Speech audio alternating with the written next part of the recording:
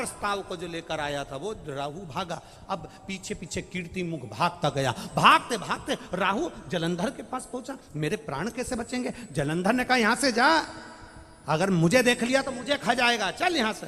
जलंधर ने भी भगा दिया। भागते भागते सब दूर गया। ब्रह्मा जी के पास में गया, इंद्र के पास गया, नारायण के पास गया, सब दूर जाकर आया, पर उसके प्राण बचाने वाला कोई नहीं था।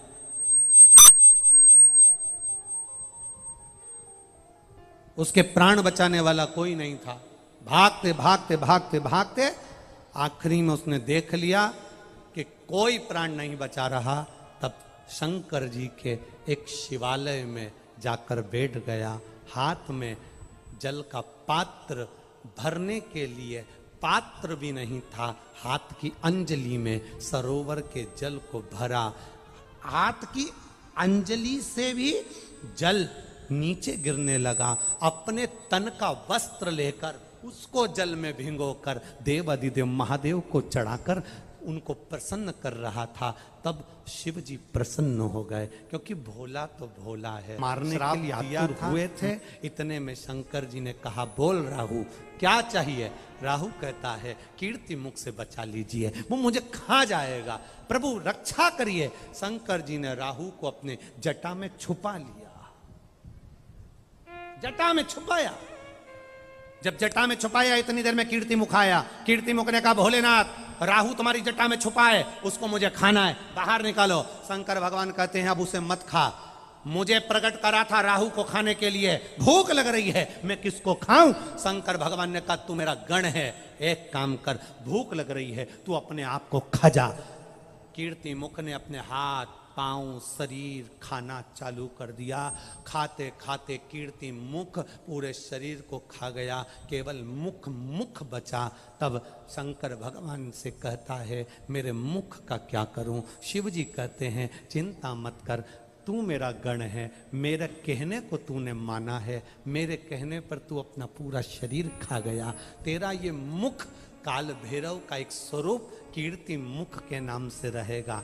पूरे मृत्यु लोक में जितने देवालय, जितने शिवालय, जितने मंदिर रहेंगे, उस मंदिर के गेट पर तेरा मुख लगाया जाएगा। कभी भी आपने एक मुख मंदिर के गेट पर देखा होगा? जीवान बाहर निकली है, भयंकर सा मुख है। किसी किसी मंदिर में तुमने देखा होगा दरवाजे पर बिल्कुल बीच में लगा हुआ वो मुख नजर आता है। वो शंकर भगवान ने जिसको प्रकट करा था वो कीर्ति मुख था। शिव जी ने कहा सुन कीर्ति मुख, तू काल भैरव का स्वरूप रहेगा, तू भैरव का स्वरूप रहेगा। मंदिर में, देवालय में, शिवालय में, दरवाजे पर तू बैठा रहेगा, चौखट पर तू बैठा रहेगा। किसी किसी मंदिर में तुमने देखा होगा दरवाजे पर बिल्कुल बीच में लगा हुआ वो मुख नजर आता है। वो शंकर भगवान ने जिसको प्रकट करा था वो कीर्ति मुख था। शिव जी ने कहा सुन कीर्ति मुख, तू काल भैरव का स्वरूप रहेगा, तू भैरव का स्वरूप रहेगा। मंदिर में, देवालय में, शिवालय में, दरवाजे पर तू बैठा रहेगा,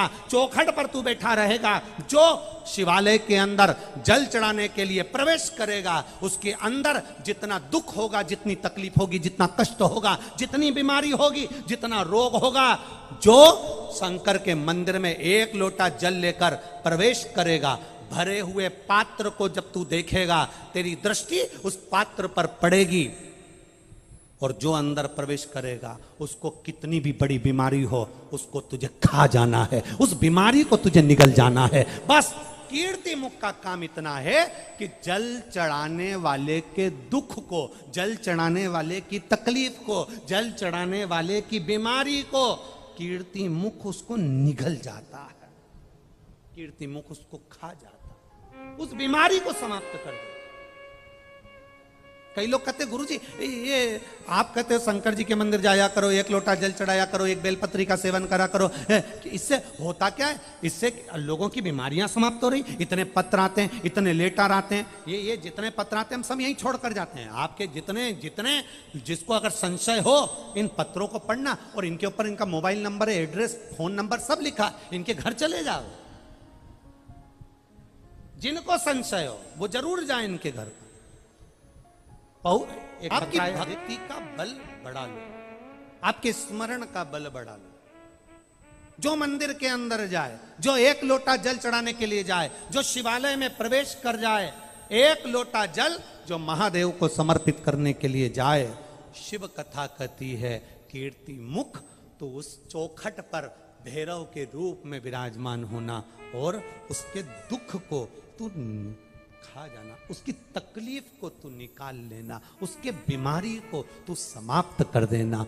बस मंदिर की चौखट, लोग कहते हैं मंदिर जाने से क्या फायदा होता है, मंदिर में प्रवेश करने से क्या होता है, मंदिर के अंदर जाने से क्या होता है, शिवालय में जाने से क्या होता है, शंकर के मंदिर में प्रवेश करने से क्या होता है। उसका एक फल है, आप मंदिर के अंदर पांव रखकर देखो तो, आप भीतर प्रवेश कर कर देखो तो। कई लोग कहेंगे हमारे पुष्कर में कथा हो रही है, हमारे पुष्कर में कथा हो रही है। कई पुष्कर के लोग भी ऐसे होंगे जो भीड़ को देखकर यहां तक पहुंच भी नहीं पाएंगे। हमारा उनसे निवेदन है, ये बार बार नहीं होने वाली है। कोई भाग्य जगे होंगे और ब्रह्मा जी को अच्छा लगा होगा तो यहां बुला लिया। कठिन,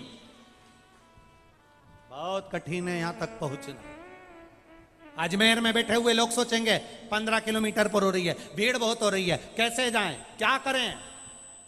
कुछ तो होगा शिव पुराण में जो ये जयपुर से, बीकानेर से, फलोदी से, राजस्थान में ना जाने कहाँ कहाँ से, पंजाब, हरियाणा, ऐसी ना जाने कहाँ कहाँ से यहाँ है।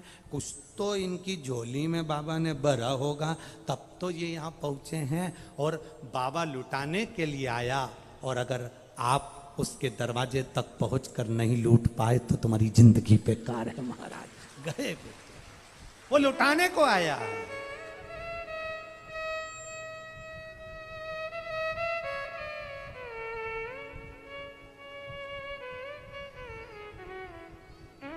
वो लुटा रहा।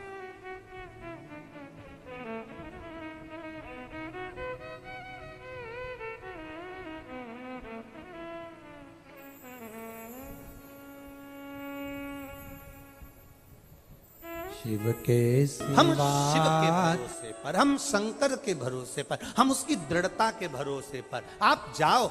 शंकर के मन, दुनिया के लोग कहेंगे शिव जी पे चढ़ाकर जल नहीं पीना चाहिए, कोई कहेगा नारी को शिवलिंग नहीं छूना चाहिए, कोई कहेगा एक कन्या को शंकर जी का शिवलिंग का स्नान नहीं कराना चाहिए, कोई कहेगा ऐसे हो जाओगे, कोई कहेगा वैसे हो जाओगे, कोई कहेगा तुम कुत्ता बन जाओगे, तो कोई कहेगा घोड़ा बन जाओगे। तो जो तुमसे कहे कि मरने के बाद कुत्ता बन जाएंगे तो उनसे पूछना तुम देख के आए थे क्या?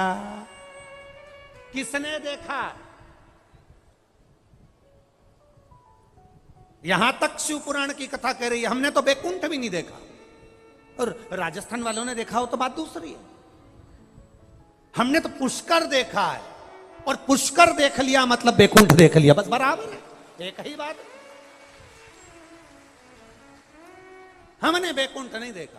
हाँ, कोई दूसरे हो जिन्होंने बैकुंठ देखा हो और जो कह दें कि तुम ऐसा करोगे तो बैकुंठ नहीं जा पाओगे, नरक चले जाओगे, तो उनसे पूछना तुम नरक गए थे क्या, देख के आए थे क्या, माँ किस तरह की गाड़ी है, फोर व्हीलर, पूछना स्कॉर्पियो है कि टवेरा है, पूछो उनसे।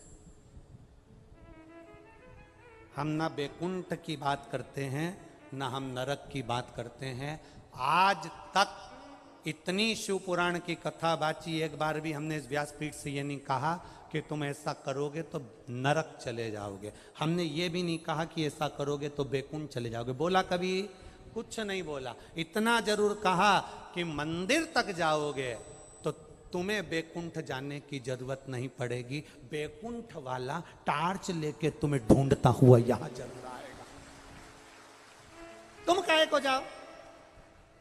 वो गाना याद कर लो, मैं ससुराल नहीं जाऊंगी, डोली रख दो कहारो, पहला संदेशा यमराज का आया, ये काले जेठ जी के साथ नहीं जाऊंगा। अगला संदेशा चित्रगुप्त का आया, ये डोकरा के साथ नहीं जाऊंगा। आखिरी संदेशा महाराज पिया जी का आया, मेरे भोलेनाथ का आया, तो नंदी पे बैठ के चले जाऊं, बस अब चाहिए क्या? नहीं जाऊं इसके साथ, नहीं जाना, जा।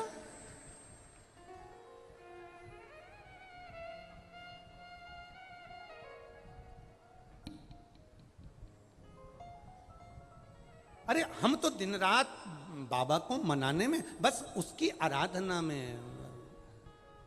अरे मंदिर लगी रोशनी बुझाऊं कैसे, मारा रूसी गया भोलेनाथ मनाऊं कैसे। ओ तांबा का हंडा में,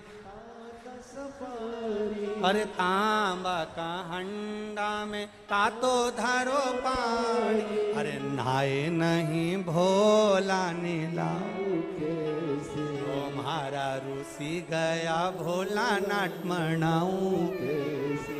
अब हम परमात्मा को रिझाएं कैसे, हम उसको मनाएं कैसे। अरे सोना की थाली में भोजन परोसा, अरे सोना की थाली में भोजन परोसा, अरे खाए नहीं भोला खिलाऊं कैसे, मारा रूसी गया भोला ना मनाऊं कैसे। अब वो खाए नहीं तो खिलाऊं कैसे, नहाए नहीं तो नवाऊं कैसे, ये अपने ऊपर है। हम जाएं महादेव को रिझाएं, शंकर को हम जब रिझाएंगे तो हमारा जीवन सार्थक होगा। जब जीवन सार्थक होगा वो दुख को खींचेगा, कष्ट को खींचेगा, बीमारी को खींचेगा, तकलीफ को खींचेगा, सारी समस्या का हल हम उसके मंदिर में उसको रिझाने के लिए पहुंचे। हम धन दौलत संपदा सत्ता वैभव, कोई कहता है सीवर वाला महाराज तो टोट के बता देता है, उपाय बता देता है, तो हम तो तुम जो समझो ना, टोटका समझो, उपाय समझो, कुछ भी समझो, पर कैसे भी जाओ, पर शंकर के मंदिर जाओ, अपना दुख मिटाने के लिए जाओ, शिव को पाने के लिए जाओ। तुम जाओ तो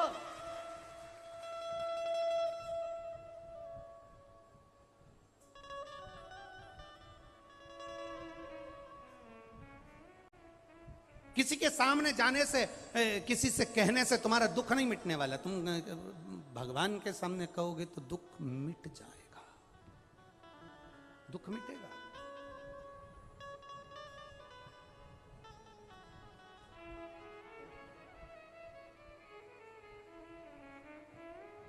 कहने से कटता है। एक बार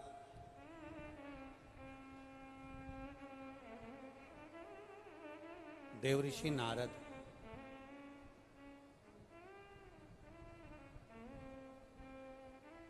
जिनके भीतर अहंकार आ गया, तब साधना करी उन्होंने और अभिमान भीतर समाता गया, समाता। शिव जी काम को नहीं जीत पाए, मैंने काम को जीता, अहंकार आ गया। मना करा था, भोलेनाथ जी ने कहा था कि यह बात आप देवऋषि नारद नारायण को मत कहना। शंकर भगवान ने कहा कि नारायण मेरी निंदा कभी नहीं सुन सकते। शंकर की पूजन करने वाले की, शिव की स्मरण करने वाले की, शंकर की भक्ति में डूबने वाले की, शंकर के भजन में डूबने वाले की कभी निंदा मत करो, क्योंकि तुम उसकी निंदा करते हो तो शंकर का भजन करने वाला तुम्हारी निंदा का जवाब नहीं देता। शंकर भगवान का भजन करने वाले का जवाब स्वयं शंकर ही देता है, स्वयं शंकर। और ये देवऋषि नारद के भीतर अहंकार जाग गया और कहां पहुंचे, सीधे पहुंच गए भगवान नारायण के पास में।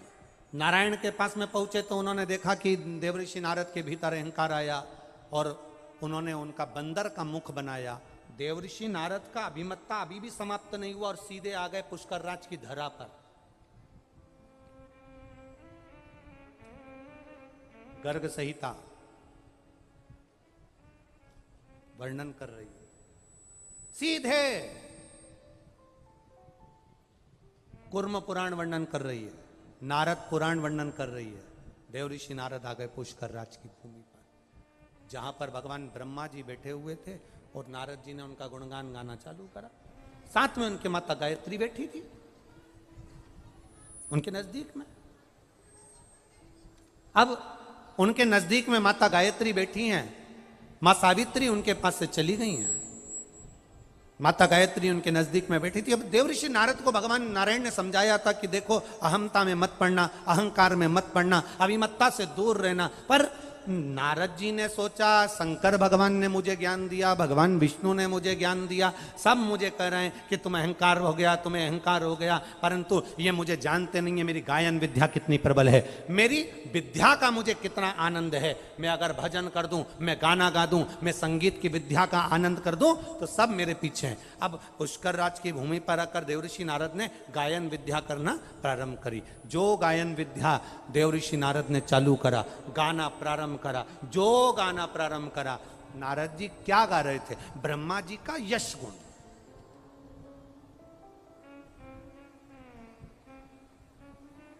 आप किसी का यश गुण गाइए, वो बड़ा प्रसन्न होगा। आप कह दो हमारी बिमला जी बहुत जोरदार है जी, बिमला जी का कई कहना है, ऐसा काम करे, पूरा शादी का काम हमारी बिमला जी संभाल लेती, पूरा शादी का। बिमला जी तो फूल के गेंदा फूल हो गई। अब शादी में सारे घर के लोग होटल में एंजॉय कर रहे हैं और बिमला जी घर संभाल रहे, क्योंकि चढ़ा दिया ऊपर। सारे घर के लोग होटल में एक से बढ़कर एक आइटम खा रहे, दही बड़ा ने, चाउमीन ने, चमक लड्डू ने, आइसक्रीम सब खा रहे, और बिमला जी फोन लगा रही, मैं सुबह से भूखी हूं, खाना भेजो। जी तुम्हारे पास खाना नहीं पहुंचा? इतने में उन्होंने अपने नौकर को भेजा, जीजी को टिफिन दे के आ, ठंडा और फूल, गेंदा फूल और फूल। हमारी बिमला जी बहुत अच्छी, पूरा घर संभाल लेती है। घर में जब कार्यक्रम होता है तो हमारी बिमला जी पहले आ जाती है। हमारी बिमला जी पूरा घर देखती है, कपड़े संभालती, जेवर संभालती, और बहुएं क्या करती? डेंटिंग पेंटिंग करके एंजॉय करती। बिमला जी फूल और गेंदा का फूल, वो फूल गई बिमला जी। अब सारा कपड़ा का घड़ी बना रही बिमला जी, सामान रख रही बिमला जी, जेवर संभाल रही बिमला जी। दरवाजे पर एक भी बंदूक वाला गार्ड छोड़ने की जरूरत नहीं पड़ी, गार्ड छोड़ते तो 800 रुपए रोज देना पड़ता। अंदर बैठी, अरे बोलो तो, बिमला जी फूल। कौन सा? गेंदा का फूल संभाले। और बाद में शादी पूरी होने के बाद सबकी विदाई हुई, सबको साड़ी दी, सबको डब्बा दिया, सबको गिफ्ट आइटम दिया। बिमला जी को कौन सा ज्यादा दे दिया? फूल, गेंदा का फूल। और कर करके मर गई बेचारी बिमला जी। और आखिरी में मिला क्या? जी तुम घर में थी तब फैलारा पड़ा था, उठा लेती। जी मैं यहां अंगूठी रख के गई थी, वो कहां गई? आखिरी में मिला क्या? अपयश। इसलिए कोई तुम्हें चने के झाड़ पे चढ़ाए, खूब प्रेम से के बिमला जी बिमला जी बिमला जी। बिमला जी कह देना, काय की जी? मैं तो चंडी देवी ना चढ़िए। अब ब्रह्मा जी का गुणगान देव ऋषि नारद गा रहे थे, पुष्कर राज की धरा, माँ गायत्री बाजू में बैठी। अब माता गायत्री पास में बैठी और पुष्कर राज में ब्रह्मा जी का गुणगान देव ऋषि नारद गाया। जो ब्रह्मा जी का गुणगान गाया तो स्वयं कुबेर जी महाराज, स्वयं कुबेर चढ़कर सुंदर आनंद से पहुंच गए पुष्कर राज की धरा पर। अब जो पुष्कर राज की धरा पर कुबेर पहुंचे, नारद जी तो गुणगान गाने में लगे थे, ब्रह्मा जी का खूब जोर शोर से। इतने में नारद जी ने जो कुबेर को देखा और देखते से ही कहा कि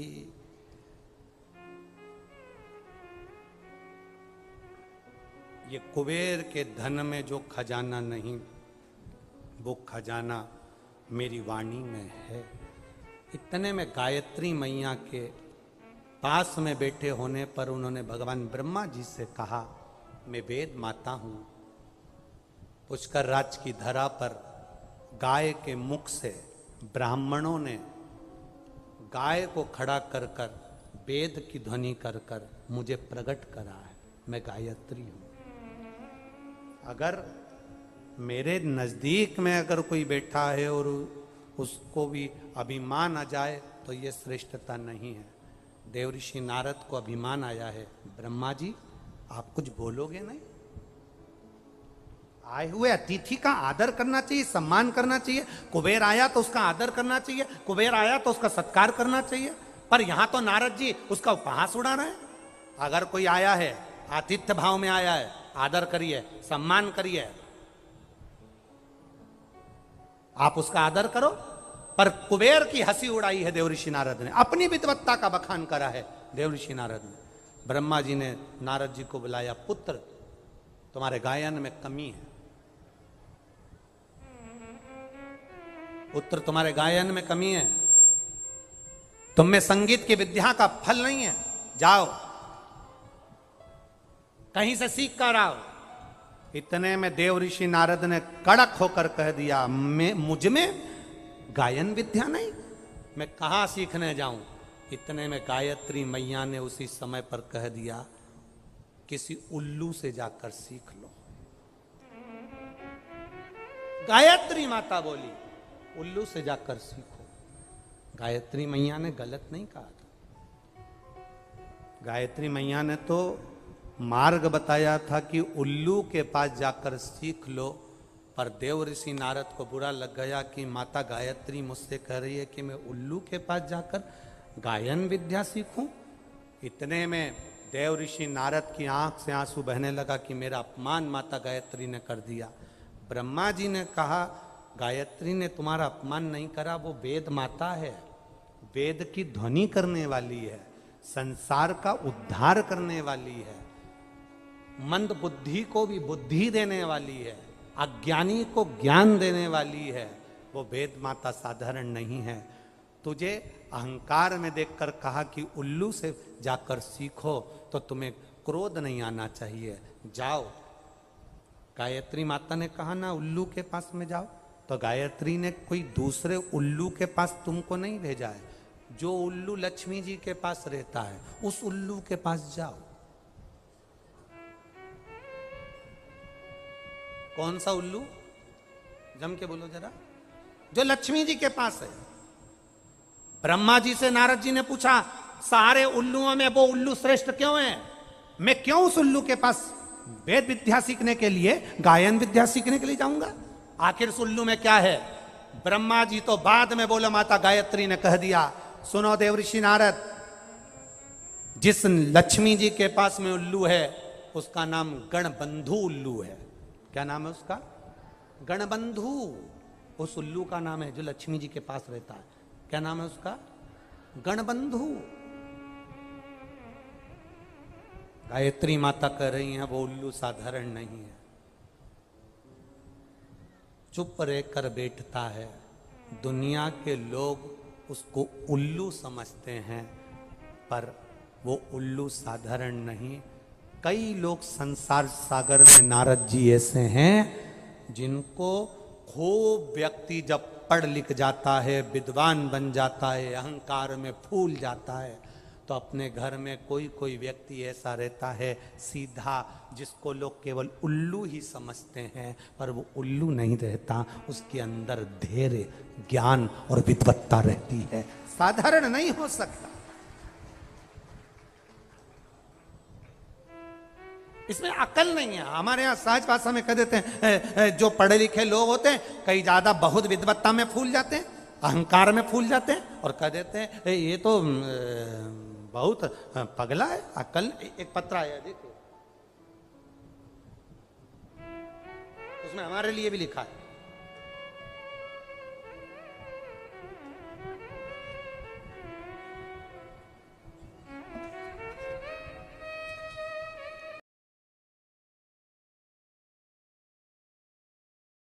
आई है। उसको कोई विशेष टेंशन वाला विषय नहीं हो।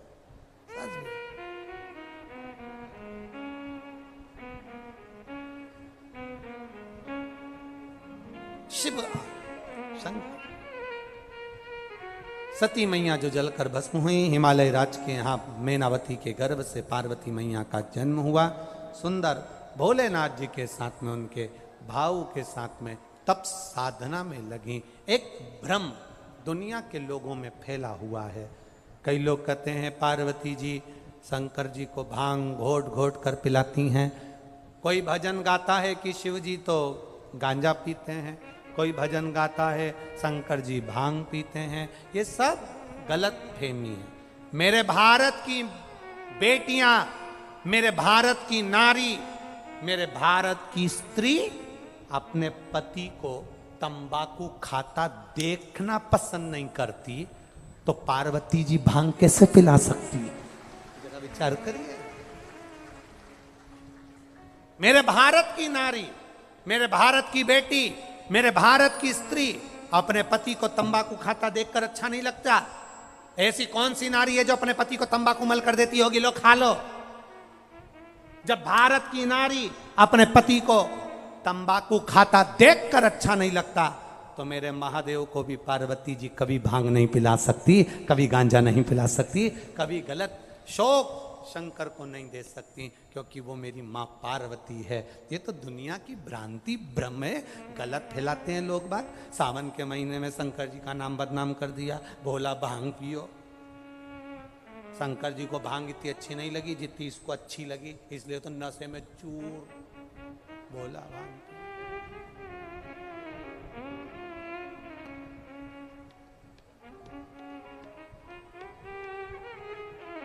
शिव जी की बारात आ गई, पहुंच गए।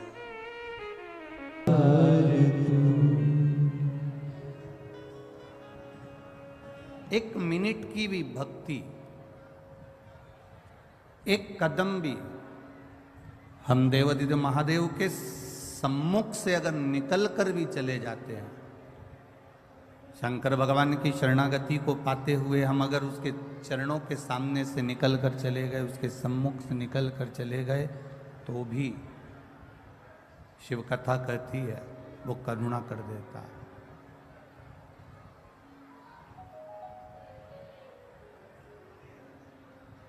जैसे डमरू का नाद करने पर, डमरू बजा देने पर 14 शब्द,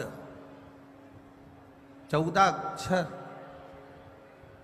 एक डमरू का नाद कर देने पर, डमरू बजा देने पर 14 अक्षर, 14 शब्द उस डमरू के एक बार बजने पर प्रकट हो जाते।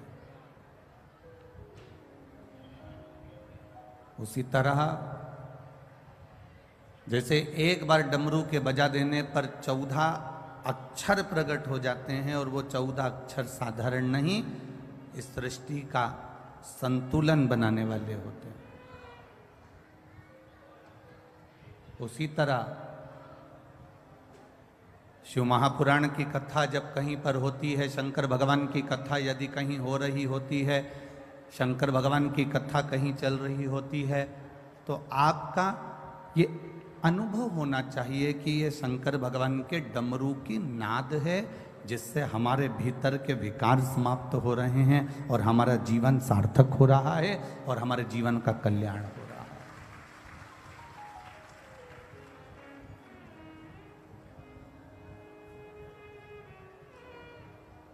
शंकर के मंदिर के सामने से भी निकल कर जा रहे हो, शिव जी के मंदिर के सम्मुख से भी निकल कर जा रहे हो, शिवालय के सामने से भी अगर आप निकल कर जा रहे हो, तो आपके जीवन की सार्थकता।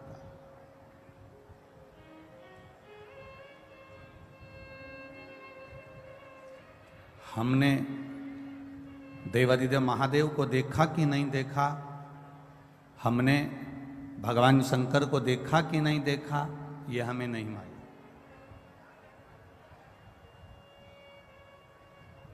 पर एक अनुभव अपनी जिंदगी में करिएगा, एक अंदाजा अपने जीवन में लगा कर रखिएगा। आप शिव जी को देखे कि ना देखे, हमने शंकर भगवान को देखा कि नहीं देखा, पर इतना जरूर है, जो शंकर भगवान के नाम का उच्चारण करता है, जो शिव जी के नाम को पुकारता है, या उसके दरवाजे के सामने से भी निकल कर चले जाता है, मेरा देवादिदेव महादेव एक बार उस पर अपनी कृपा की दृष्टि कर ही देता। आप निकले उसके द्वार से, आप निकल कर अगर उसके दरवाजे के सामने से जा रहे हो, उसकी चौखट के सामने से जा रहे हो, उसके द्वार के सामने से जा रहे हो, तो वो कृपा करता जरूर है, वो दया अवश्य करेगा।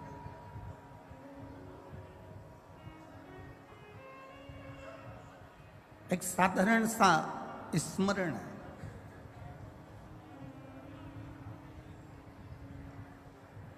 एक प्लास्टिक की थैली को जला कर देखना तो उसमें प्लास्टिक की गंध आएगी। जो प्लास्टिक की गंध नहीं जानता वो भी अंदर कमरे में बैठा बैठा कह देगा कुछ तार जल रहा है।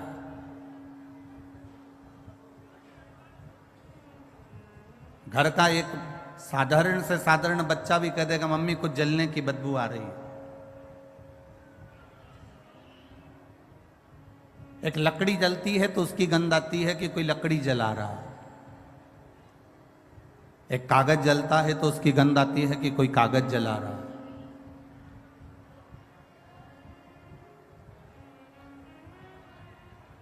एक वृक्ष की पत्तियां जलती है तो उसकी गंध आती है कि वृक्ष की पत्तियां जल रही। वृक्ष की पत्ती अपनी गंध दुनिया को दे देती है, लकड़ी अपनी गंध दुनिया को दे देती है, प्लास्टिक अपनी गंध दुनिया को दे देता है। जो चीज जल रही है वो अपनी गंध दुनिया को दे रहा है। जैसे प्लास्टिक जलने पर वो अपनी गंध दुनिया को दे देता है, लकड़ी जलने पर वो अपनी गंध दुनिया को दे देता है, पत्ते जलने पर वो अपनी गंध दुनिया को दे देता है, उसी तरह एक शंकर का जो उपासक होता है, शिव भक्ति करने वाला होता है, शंकर का गुणगान करने वाला होता है, शिव मंदिर में जाने वाला होता है, शंकर की भक्ति में डूबने वाला होता है, शंकर के चौखट के सामने से जो निकलने वाला होता है, वो भी चलते चलते अपनी गंध संपूर्ण विश्व में फैला जाता है और उससे ये शिव भक्ति की गंध उसके भीतर से आने लगती है।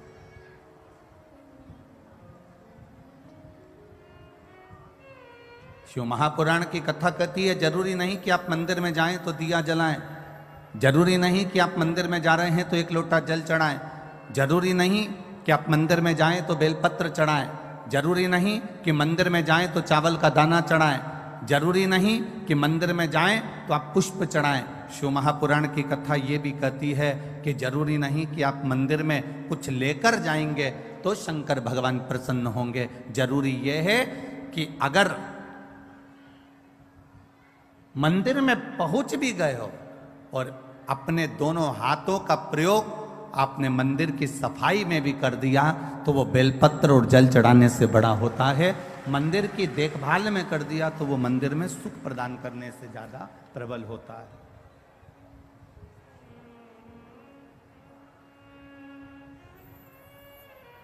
आप गए उसके दरवाजे पर, आप उसके चौखट पर गए, नहीं है आपके पास में एक लोटा जल, नहीं है आपके पास में एक बेलपत्र, नहीं है आपके पास में कोई सामग्री चढ़ाने की, तो भी आप देवादिदेव महादेव के मंदिर में अगर आपने केवल सफाई ही कर दी है उसमें भी सुख का अनुभव है महाराज।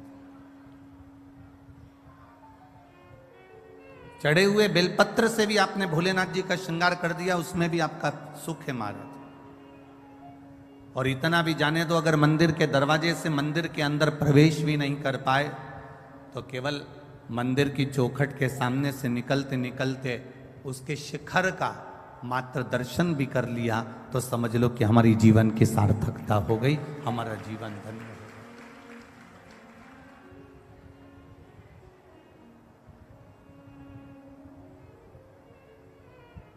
हमने उसको पा लिया। क्या है ये 24,000 श्लोक की जो शिव महापुराण की कथा है, इसमें क्या भरा पड़ा है ये तो आज तक किसी को भी नहीं मालूम पड़ा। वैज्ञानिक कहते हैं कि ये 24,000 श्लोक की शिव महापुराण में विज्ञान भरा पड़ा हुआ है। साइंस कहता है कि 24,000 श्लोक की शिव महापुराण में हमारा पूरा साइंस भरा पड़ा है। पतंजलि कहते हैं कि शिव महापुराण की कथा में पूरा की पूरी औषधि भरी पड़ी है। भक्त कहते हैं शिव महापुराण की कथा में केवल भक्ति भरी पड़ी है। स्त्रियां कहती हैं शिव महापुराण की कथा में हमारा अखंड सौभाग्य भरा पड़ा है। कन्या कहती हैं शिव महापुराण की कथा में हमारा सुंदर वर भरा पड़ा है। वर कहते हैं इस शिव महापुराण की कथा में हमारी इच्छा, हमारी भक्ति, हमारा स्नेह भरा पड़ा है। बैरागी कहते हैं इसमें वैराग्य है। त्यागी कहते हैं इसमें त्याग है। संत कहते हैं इसमें विरक्ति है। तपस्वी कहते हैं इसमें तप है। और शिव महापुराण स्वयं अपने आप में कहती है जो दिल से सुन लेता है महादेव उसकी गोदी को भरकर 3 महीने में उसका भंडार आनंद में दे देते हैं। आए आप अपनी मर्जी से, पर आपको बुलाने वाला कोई दूसरा नहीं है। अगर मैनपुरी की इस पावन प्रांगण्य में बनखंडेश्वर महादेव के मंदिर के प्रांगण्य में बैठकर अगर आप कथा कर इस तत्व का श्रवण कर रहे हो, चौहान परिवार इस कथा का मुख्य यजमान पद ग्रहण कर कर अगर कथा करवा रहा है, तो ये आपकी एक सुखता, एक आनंदता। बैठो कथा में और ये मत सोचना कि शिव महापुराण की कथा में जाकर बैठे हो। तुम तो ये विचार करना कि हम देवाधिदेव महादेव के पास में बैठकर अपने दिल की बात भगवान शिव जी से कहने के लिए बैठे। हम अपने मन की बात भगवान शंकर को बताने के लिए बैठे। और जब हम उससे कहेंगे तो वो सुनेगा, सुनता है।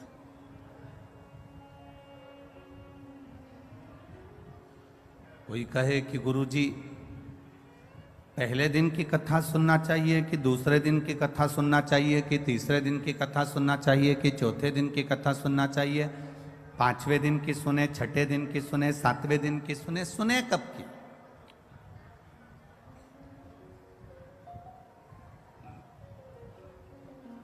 सात दिन की शिवपुराण है। 7 कोस का गोवर्धन पर्वत है। 7 वर्ष की अवस्था में भगवान कृष्ण ने पर्वत को उठाया था। 7 दिन में आपका और हमारा जन्म हुआ है। रविवार, सोमवार, मंगलवार, बुधवार, गुरुवार, शुक्रवार, शनिवार, ये 7 दिन में आप भी पैदा हुए और हम भी पैदा हुए। कोई रविवार को हो गया, कोई सोमवार को हो गया, कोई मंगलवार को हो गया, कोई बुधवार को हो गया, कोई शुक्रवार को हो गया, कोई शनिवार को हो गया। 7 दिन में अगर जन्म हुआ है तो 7 दिन में ही हमारी मृत्यु भी है। अलग से कोई दिन हमारे लिए मरने के लिए नहीं आएगा। रविवार को जन्म हुआ, सोमवार को बड़े हुए, मंगलवार को ब्याह हुआ, बुधवार को बच्चे हुए, गुरुवार को बीमार पड़े, शुक्रवार को हॉस्पिटल गए और शनिवार को सीताराम हो गए। ये 7 दिन ऐसे ही निकल गए। अब इन 7 दिन में से अगर एक क्षण, एक दिन, एक पल, एक घड़ी, यहां तक शिव महापुराण की कथा कहती है कि एक क्षण की भी अगर हमने शिव महापुराण की कथा को श्रवण करा है तो हमने अपनी जिंदगी को सार्थक बना लिया। हमने अपने जीवन की सार्थकता प्रकट कर। कोई कहे कि पहले दिन की कथा सुने कि दूसरे दिन की कथा सुने कि तीसरे दिन की सुने, जिससे भगवान हमारे मन की मनोरथ पूर्ण कर दे। हम कहते जो दिन आपको मिल जाए, जो क्षण आपको मिल जाए, जो पल आपको मिल जाए, जो घड़ी आपको मिल जाए, आप उस बीच में भगवत भजन करें। कोई गारंटी है? अरे बोलो तो, अरे मैनपुरी वालों, कोई गारंटी है कि तुम 80 साल जियोगे कि 70 साल जियोगे कि 100 साल जियोगे कि 50 साल जियोगे? यहाँ तो शिव पुराण की कथा कहती है एक दिन की भी गारंटी नहीं है महाराज। एक कपड़ा लेकर आते हो तो उसकी गारंटी दे देता है, मेरी 1 साल की गारंटी है कि इस कपड़े का कलर नहीं जाएगा। एसी लेकर आते हो तो उसकी गारंटी हो जाती है सीमेंट की बोरी लेकर आते हो तो उसकी गारंटी हो जाती है, ईंट लेकर आते हो तो उसकी गारंटी हो जाती है, सरिया लेकर आते हो तो उसकी गारंटी हो जाती है, कूलर फ्रिज लेकर आते हो तो उसकी गारंटी हो जाती है। पर केवल किसी को ले जाकर अपनी पत्रिका भी दिखा दोगे और वो पंडित जी ने कह दिया कि ये तो 80 साल जिएगा, तो तुम पंडित जी से कह दो कि लिख कर दे दो कि गारंटी कार्ड बना दो कि मैं 80 साल तक जीऊंगा, तो पंडित जी भी कह देंगे ये कोई भरोसा नहीं कि तू 80 साल जिएगा, क्योंकि शरीर की कोई गारंटी नहीं, ये कब चले जाए, इसका प्राण पखेरु कब समाप्त हो जाएगा, इसकी कोई गारंटी।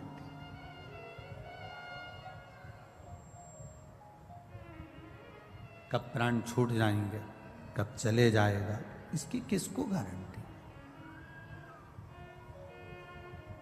पहला दिन मिले तो भी भजन करिए, दूसरा दिन मिले तो भी भजन करिए, तीसरा दिन मिले तो भी भजन करिए, चौथा दिन मिले तो भी भजन करो, पांचवा दिन मिल जाए तो भी भजन करो, छठा दिन मिल जाए तो भी करो।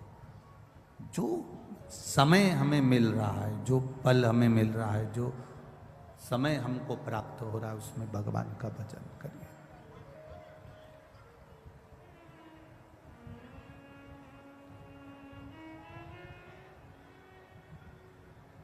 एक देवराज नाम का ब्राह्मण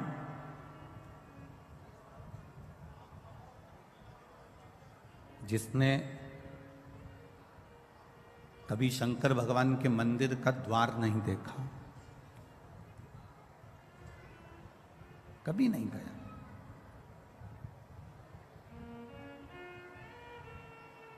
पहली बार चोरी का सामान लेकर शिव जी के मंदिर में पहुंचा, पहली बार। आप में से कई लोग ऐसे होंगे जो पहली बार शिव महापुराण की कथा में पहुंच रहे होंगे। अब एक अंदाजा लगाना कि वो तो चोर था, ब्राह्मण के घर में जन्म जरूर ले लिया था उसने, पर उसने चोरी का धन लेकर अपने पास में रखकर चोरी का सामान लेकर शंकर के मंदिर में पहुंचा था।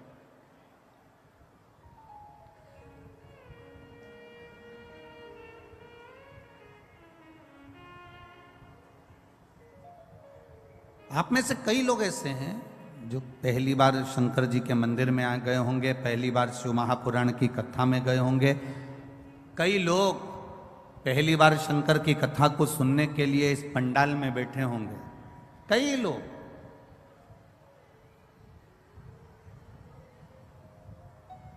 देवराज भी पहली बार भगवान शिव के दौर पर गया, देवराज भी पहली बार भगवान शंकर के मंदिर गया, पहली बार। वो भी चोरी का धन था, शरीर में ताप था, बुखार आ रहा था, शरीर में कष्ट भरा हुआ था, शरीर में कष्ट हो रहा था, इसलिए वो शिव जी के मंदिर में जाकर थोड़ा सा उसको लगा कि मुझे ठंड लग रही है, मुझे बहुत तेज ताप हो रहा है, मुझे बहुत तेज बुखार हो रहा, तो वो थोड़ा सा एक जगह जाकर छुप गया, मंदिर के अंदर उसने शरणागति ले ली।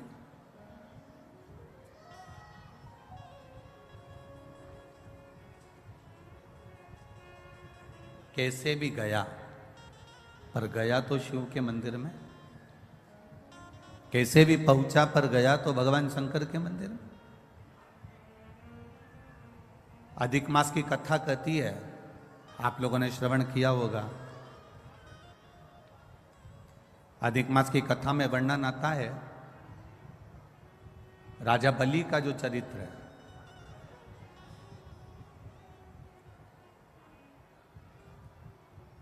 ये राजा जो बलि था, जिसके दरवाजे पर भगवान वामन भगवान भिक्षा मांगने के लिए गए, इसका चरित्र अधिक मास की कथा में स्कंद पुराण में भी आता है, विष्णु पुराण में भी आता है, वराह पुराण में भी आता है, वामन पुराण में भी आता है, कूर्म पुराण में भी आता है, मत्स्य पुराण में भी इसका वर्णन आता है। कौन था ये राजा बलि? क्यों इतना बड़ा दानवीर बन गया? क्यों भगवान को इसके दरवाजे पर भिक्षा मांगने जाना पड़ा?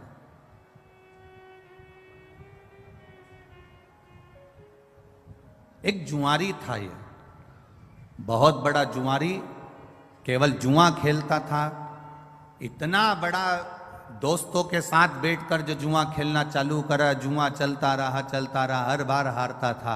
जुए में आज तक नहीं जीता। कभी उसने जुए में विजय प्राप्त करी ही नहीं, कभी जीत ही नहीं पाए। जितने लोग आस्था चैनल पर कथा सुन रहे हैं, जितने फेसबुक यूट्यूब पर कथा सुन रहे हैं, और जितने इस मैनपुरी के पावन प्रांगण में, वनखंडेश्वर मंदिर के इस पावन प्रांगण में कथा सुन रहे हैं, बड़े सावधानी से सुनिए।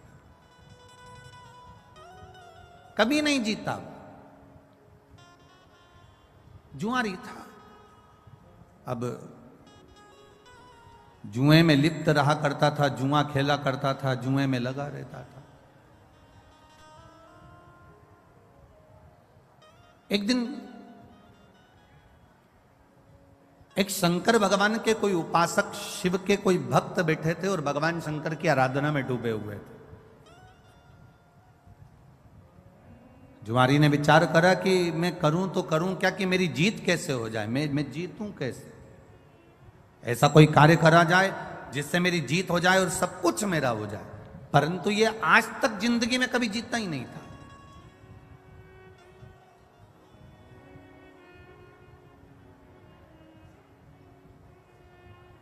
कभी कभी भगवान की ऐसी कृपा हो जाती है, प्रभु की ऐसी दया हो जाती है कि अगर किसी सेठ जी के यहाँ कोई द्वारपाल काम कर रहा है, कोई एक साधारण सी किसी मंत्री के यहाँ, किसी कलंतरी के यहाँ, किसी संतरी के यहाँ, बहुत बड़े ऑफिसर के यहाँ अगर कोई एक व्यक्ति साधारण सा बेचारा चौकीदारी करता है, कोई काम करता है, कोई साधारण कार्य में लगा रहता है, कभी शिव की उपासना, कभी जीवन में उसकी धर्म पत्नी ने अगर भगवान शंकर की भक्ति करी होती है, शंकर की आराधना करी होती है, शिव तत्व को जाना होता है, तो कभी कभी ऐसी कृपा हो जाती है किसी के यहाँ चौकीदारी करने वाला एक साधारण सा व्यक्ति भी कब राज सिंहासन पर जाकर बैठ जाता है, लोगों को मालूम ही नहीं पड़ पाता।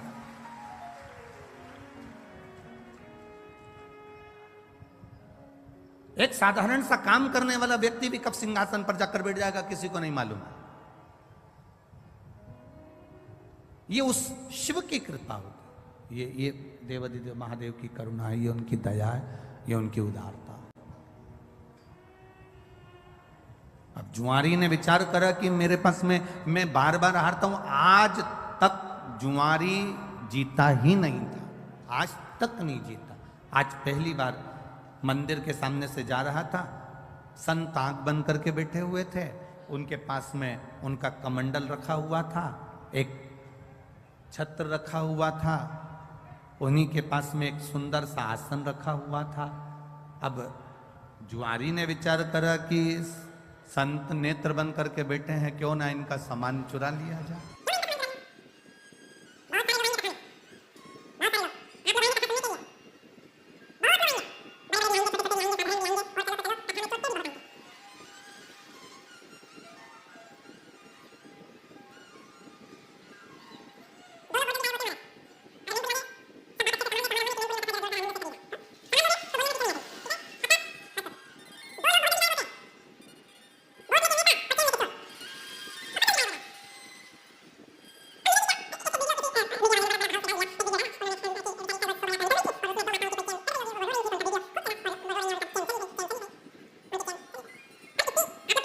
बार आप कथा में जाते हो, हमने हर बार टीवी पर कथा में कहा, बोला कि नहीं बोला, ईमानदारी से बोलो रिजीजियो, क्या बोला था? सोने की कोई रकम लेकर कथा में मत जाओ, कीमती सामान लेकर कथा में मत जाओ, अपना कोई सामान लेकर कथा में मत जाओ।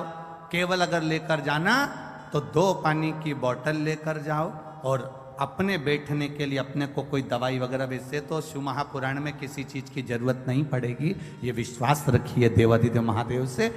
पानी की 2 बोतल साथ में लेकर जाओ, और बन सके तुम्हारे घर में अगर रोटी थोड़ी 2-4 ज्यादा बना लो, तो तुम जहां बैठकर कथा सुनती हो, अपनी पड़ोसन के लिए, कोई बाहर से कथा सुनने के लिए आया है, उसके लिए 4 रोटी अचार ऐसा बांध कर लेकर आओ और उसका मुंह झूठा करा कर जाओ। इतना जरूर हम शिव पुराण में कर।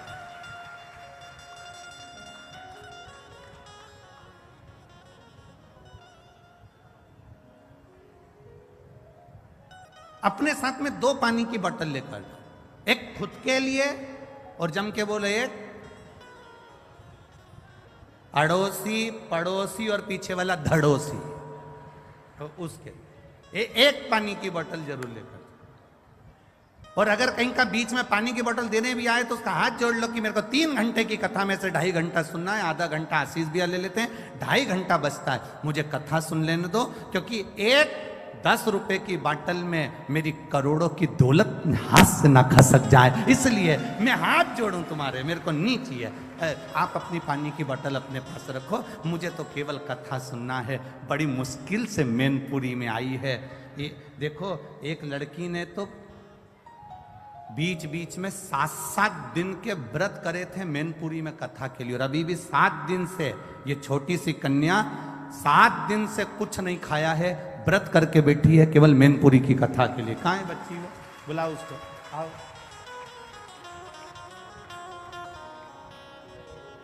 सात दिन से इस कन्या ने कुछ नहीं खाया, केवल व्रत कर रही है कि शिव महापुराण की कथा हो जाए और शंकर जी की कथा एक बार प्रारंभ हो जाए। एक बार जोरदार ताली बजाओ इस बच्ची के।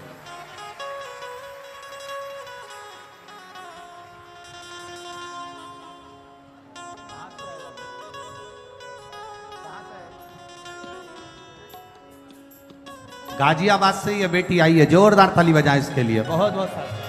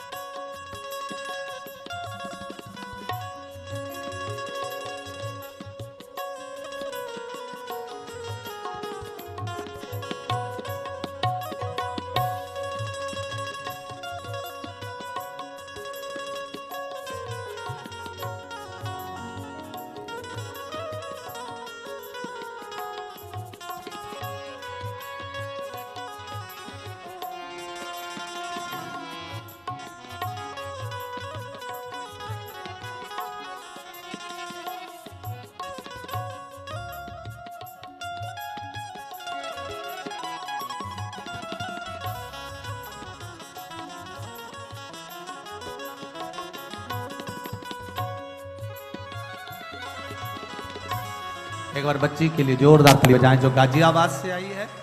7 दिन के व्रत, और उसके घर के लोग बोल रहे कई बार व्रत रख लिए, केवल पास में कथा नहीं होती, मुझे कोई लेकर नहीं जाता, कथा सुनने को नहीं मिलती। मैं फिर निवेदन करूंगा, 10 रुपए की पानी की बोतल के लिए करोड़ों की जायदाद मत छोड़ देना। इसको सुनकर अपनी झोली को इतना भर लेना कि दूसरी बार मेरा महादेव आए तो आप खुद जजमान बनकर कथा करवाओ। ये बाबा से जुआरी था,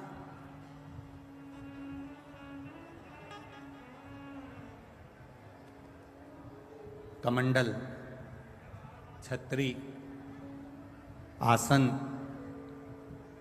ले गए। आते हैं लोग, बहुत आते हैं कथा सुनने के लिए। अगर संत आएंगे, साधु आएंगे कथा सुनने के लिए, कोई भक्त आएगा तो कथा सुनने के लिए चोर भी आएगा। आपका ध्यान भगवान में रहता है, चोर का ध्यान तुम्हारे गले के मंगलसूत्र और चेन और मोबाइल और पर्स पर रहता है। पर एक बात अपनी जिंदगी में उतार कर रखना इस व्यासपीठ से, चोर ने ना जाने कितनों की चेन काटी होगी, बोलो सही बात है कि गलत बात है। एक चेन 70,000, 80,000, 1 लाख, 1.5 लाख की होगी, ऐसी उसने ना जाने कितनों की चेन काटी होगी। तो भी आज तक चोर करोड़पति नहीं बन पाया।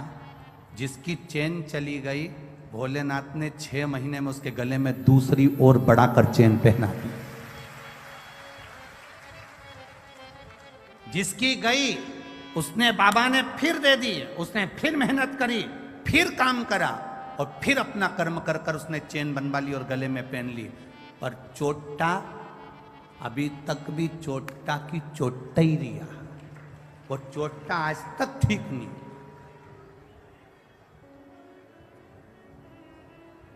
कोई सोने का सामान लेकर मत जाओ। अगर आए हो कथा में तो हम तो बाबा से मिलने के लिए आए, हम बाबा से मांगने के लिए आए, हम बाबा से अपने दिल की बात कहने के लिए आए। दिल की बात।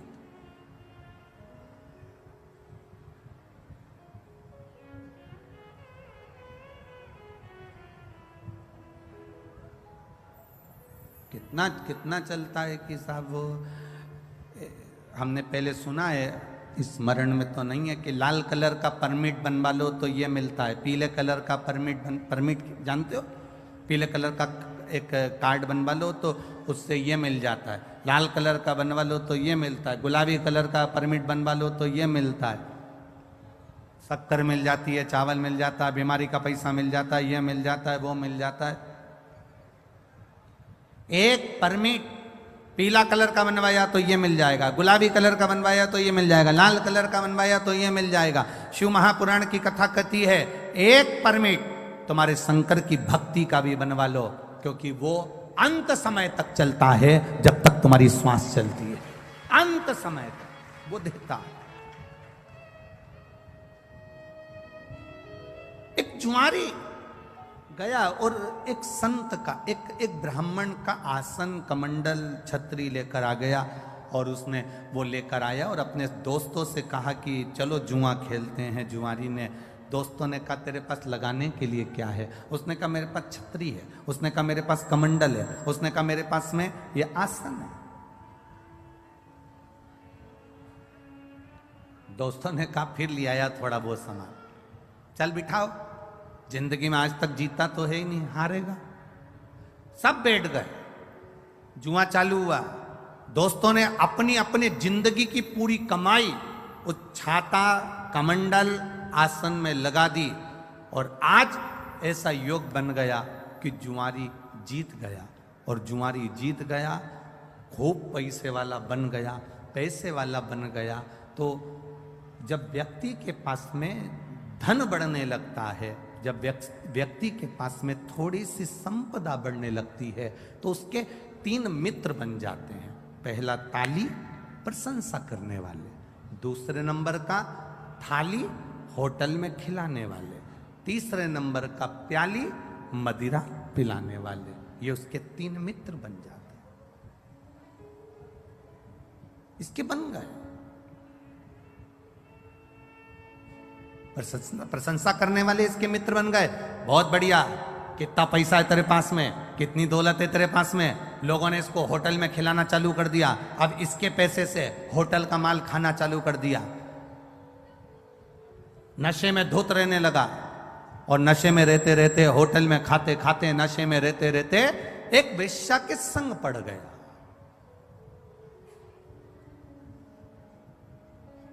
और एक वेश्या के संग जब पड़ा, वेश्या ने इसके धन को पूरा जीम लिया, वेश्या ने पूरे धन को उसका ले लिया। अब वेश्या ने एक दिन उससे कहा,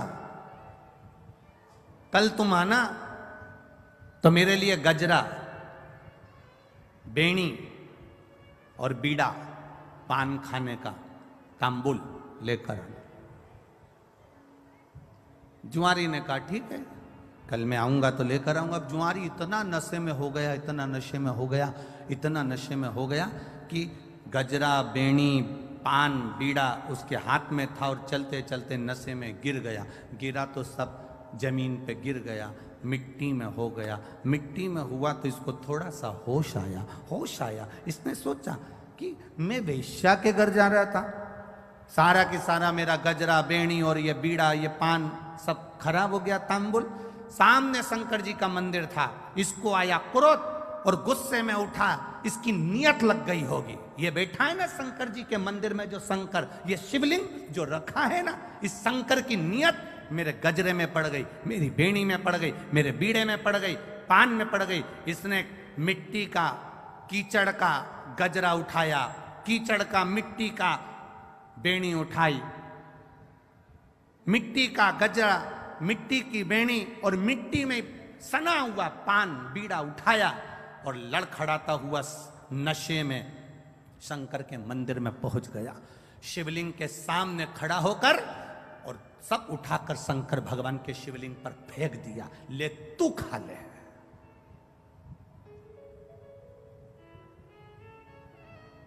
शिवलिंग पर फेंका, ले तू खा। चले गया। 2-3 साल निकल गए। 3 साल के बाद ये मर गया, प्राण छूट गए।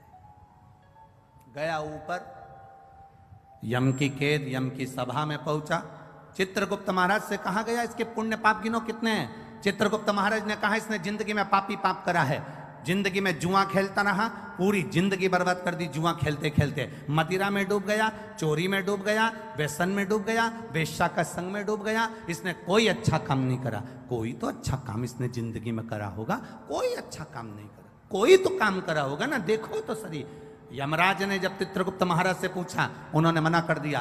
धर्मराज को बुलाया गया, धर्मराज से न्याय करवाया गया। इसने कोई अच्छा काम करा है? धर्मराज ने न्याय में बता दिया पत्रिका में, इसने एक काम अच्छा करा है। क्या?